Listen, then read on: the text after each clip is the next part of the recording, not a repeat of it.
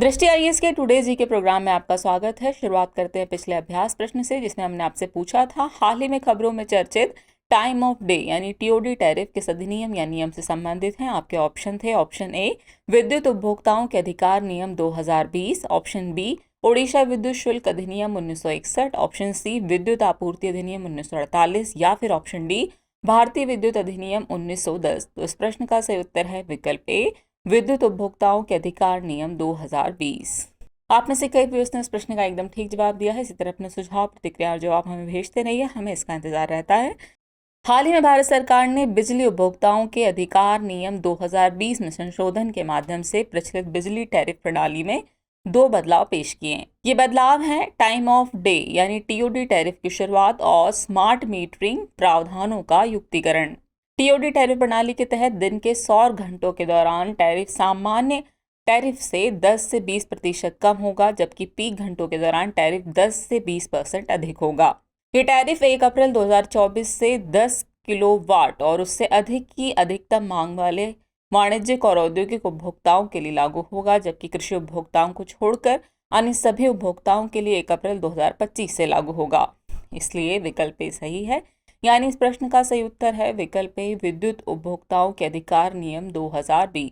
तो आज के एपिसोड का पहला प्रश्न है यूएनएफसीसीसी कॉप के संबंध में निम्नलिखित कथनों पर विचार कीजिए। कथन 1 है कॉप जलवायु परिवर्तन पर संयुक्त राष्ट्र फ्रेमवर्क कन्वेंशन यानी यूएनएफसीसीसी का निर्णय लेने वाला सर्वोच्च निकाय है।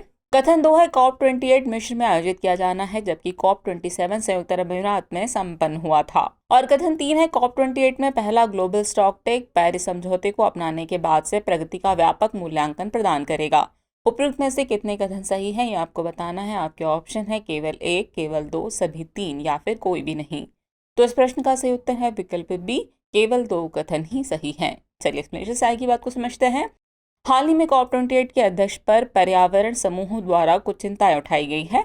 बता दें कि पार्टियों का सम्मेलन यानी कॉप जलवायु परिवर्तन पर संयुक्त राष्ट्र फ्रेमवर्क कन्वेंशन यानी यूएनएफसीसीसी का सर्वोच्च निर्णय लेने वाला निकाय है, इसलिए कथन 1 सही है। कॉप 27 मिस्र में आयोजित किया गया था, जो 2016 के बाद अफ्रीका में आयोजित पहला जलवायु शिखर सम्मेलन था।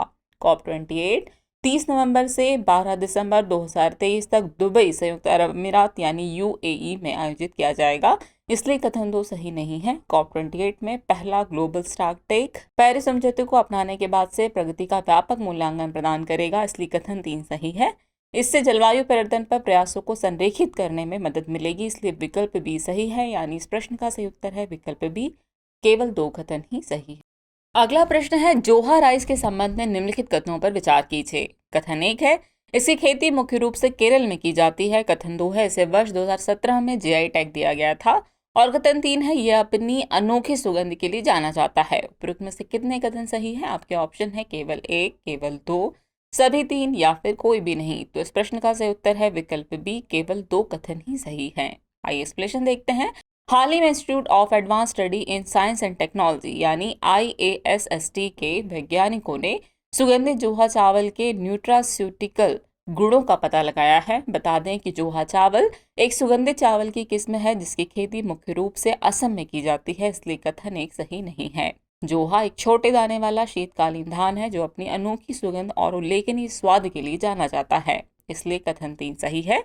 ये रक्त शर्करा को कम करने और मधुमेह की शुरुआत को रोकने में प्रभावी है। 2017 में जोहा चावल को जीआई टैग दिया गया था, इसलिए कथन 2 सही है। इस प्रकार केवल 2 कथन ही सही है। इस तरह प्रश्न का सही उत्तर हुआ विकल्प बी केवल 2 कथन ही सही है। अगला प्रश्न है रानी दुर्गावती के संबंध में निम्नलिखित कथनों पर विचार कीजिए। कथन 1 है वह प्रसिद्ध चंदेलों की वंशज थी जो खजुराहो मंदिर के निर्माण के लिए जाने जाते थे। कथन 2 है वह गढ़कटंगा के गोंड साम्राज्य की राजधानी थी। और कथन 3 है 24 जून 1564 को मुगल गवर्नर आसफ खान के साथ युद्ध करते हुए उनकी मृत्यु हो गई। उपयुक्त में से कितने कथन सही हैं, ये आपको बताना है। आपके ऑप्शन है केवल 1, केवल 2, सभी 3 या फिर कोई भी नहीं। तो इस प्रश्न का सही उत्तर है विकल्प सी, यानी कि तीनों ही कथन सही है। आइए एक्सप्लेनेशन देखते हैं। हाल ही में मध्य प्रदेश में रानी दुर्गावती गौरव यात्रा का आयोजन किया गया। बता दें कि रानी दुर्गावती गढ़ा साम्राज्य की शासक या महारानी थी। उनका जन्म 5 अक्टूबर 1524 को उत्तर प्रदेश के बांदा जिले के कालिंजर दुर्ग में हुआ था। वह प्रसिद्ध चंदेलों की वंशज थी जो खजुराहो मंदिरों के निर्माण के लिए जाने जाते थे, इसलिए कथन एक सही है। उनका विवाह गढ़कटंगा के राजा के पुत्र दलपत शाह से हुआ था, इसलिए कथन 2 सही है। 1548 में अपने पति की मृत्यु के बाद उन्होंने शासक की जिम्मेदारी संभाली। 24 जून 1564 को मुगल गवर्नर आसफ खान के नेतृत्व में लड़ाई लड़ते समय उन्होंने स्वयं को चाकू मारकर वीर गति प्राप्त की, इसलिए कथन 3 सही है। इस तरह तीनों कथन सही है, यानी इस प्रश्न का सही उत्तर है विकल्प सी, तीनों ही कथन सही है। चलिए अगला प्रश्न देखते हैं। ओशन रिंग ऑफ योगा के संबंध में निम्नलिखित कथनों पर विचार कीजिए। कथन 1 है, इस आयोजन की योजना आयुष मंत्रालय द्वारा बनाई गई। कथन 2 है, भारतीय नौसेना के जहाज योग के दूत बनकर रवाना हुए। और कथन 3 है, इसके तहत बांग्लादेश, मिस्र, मालदीव, केन्या, थाईलैंड और संयुक्त अरब अमीरात के बंदरगाहों को कवर किया गया। उपरोक्त में से कितने कथन सही हैं, ये आपको बताना है। आपके ऑप्शन है केवल 1, केवल 2, सभी 3 या फिर कोई भी नहीं। तो इस प्रश्न का सही उत्तर है विकल्प बी, यानी केवल 2 कथन ही सही है। हाल ही में आयुष मंत्रालय और रक्षा मंत्रालय ने अन्य मंत्रालयों के साथ समन्वय में अंतर्राष्ट्रीय योग दिवस को मनाने के लिए ओशन रिंग ऑफ योग नामक एक कार्यक्रम की योजना बनाई है, इसलिए कथन 1 सही है। इसके तहत 19 भारतीय नौसेना जहाजों पर लगभग 3500 नौसैनिक कर्मियों ने योग के दूत के रूप में 35,000 किलोमीटर से अधिक की यात्रा की, इसलिए कथन 2 सही है। स्वस्थ जीवन शैली को बढ़ावा देने के लिए विदेशी बंदरगाहों पर योग सत्र आयोजित किए गए। भारतीय नौसेना के जहाजों को बांग्लादेश, मिस्र, Indonesia, Kenya, Madagascar, Oman, Sri Lanka, Thailand और संयुक्त अरब अमीरात के बंदरगाहों का दौरा करना था, जिसमें मालदीव शामिल नहीं था, इसलिए कथन 3 सही नहीं है। इस तरह केवल 2 कथन ही सही है, यानी इस प्रश्न का सही उत्तर है विकल्प बी, केवल 2 कथन ही सही है।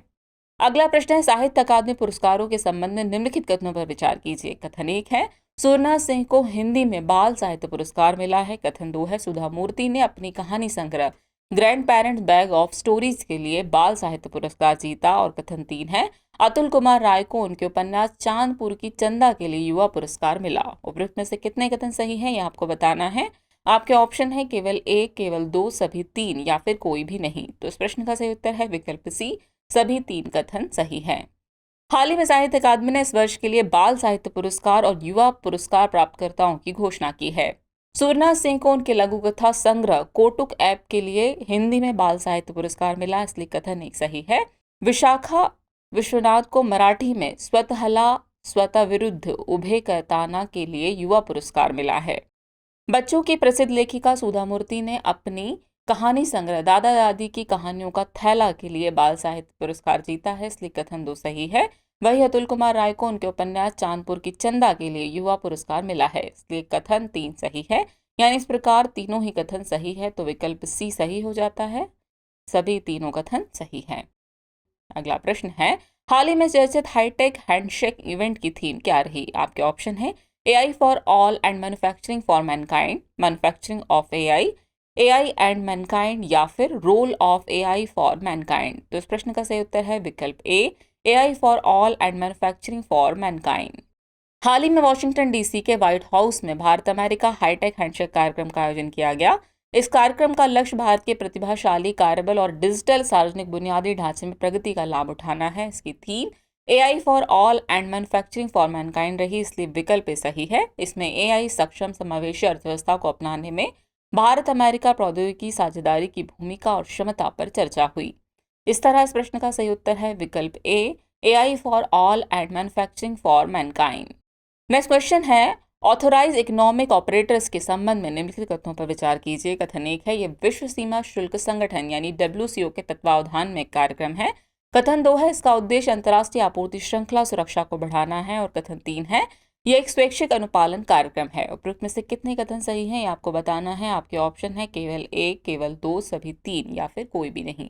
तो इस प्रश्न का सही उत्तर है विकल्प सी, यानी सभी तीनों कथन सही है। आइए देखते हैं, हाल ही में भारत और संयुक्त अरब अमीरात ने ऑथराइज्ड इकोनॉमिक ऑपरेटर्स यानी AEO के लिए हस्ताक्षर किए हैं। ऑथराइज इकोनॉमिक ऑपरेटर्स यानी AEO विश्व सीमा शुल्क संगठन यानी WCO safe framework of standards के तत्वावधान में कार्यक्रम है, इसलिए कथन 1 सही है। इस कार्यक्रम का उद्देश्य अंतर्राष्ट्रीय आपूर्ति श्रृंखला सुरक्षा को बढ़ाना और वैध वस्तुओं की आवाजाही को सुविधाजनक बनाना है, इसलिए कथन 2 सही है।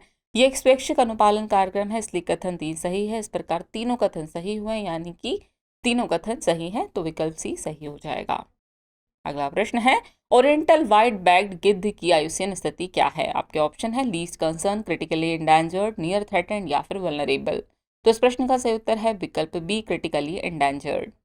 हाल ही में गिद्ध संरक्षणवादियों और विशेषज्ञों ने गिद्धों के लिए घातक पशु चिकित्सा दवाओं एसोक्लोफेनाक और केटोप्रोफेन पर प्रतिबंध लगाने के केंद्र सरकार के कदम का स्वागत किया है। बता दें कि गिद्ध मृत जीवों को खाने वाले पक्षियों की 22 प्रजातियों में से एक है, जो मुख्य रूप से उष्णकटिबंधीय और उपोष्णकटिबंधीय क्षेत्रों में रहते हैं।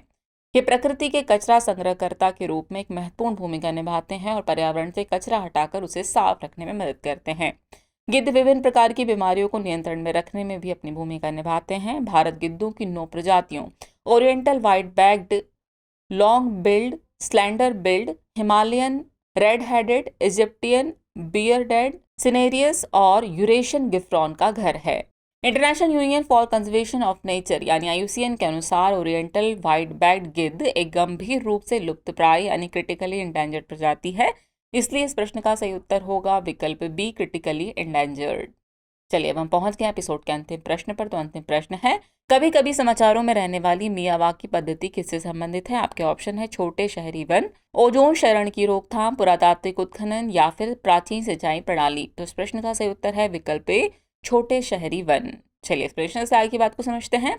हाल ही में प्रधानमंत्री ने अपने मन की बात कार्यक्रम के दौरान मियावाकी वृक्षारोपण पद्धति के बारे में बात की। बता दें कि मियावाकी पद्धति एक छोटे से क्षेत्र में घने शहरी जंगल बनाने की जापानी विधि है, इसलिए विकल्प ए सही है। जापानी वनस्पति शास्त्री अकीरा मियावाकी के नाम पर रखी गई इस विधि में प्रत्येक वर्ग मीटर के भीतर 2 से 4 विभिन्न प्रकार के देसी पेड़ लगाना शामिल है। इस विधि में पेड़ आत्मनिर्भर होते हैं, जो 3 साल के भीतर अपनी पूरी लंबाई तक बढ़ जाते हैं। इस पद्धति को 1970 के दशक में विकसित किया गया था, जिसका मूल उद्देश्य भूमि के एक छोटे से हिस्से के भीतर हरित आवरण को सघन करना था।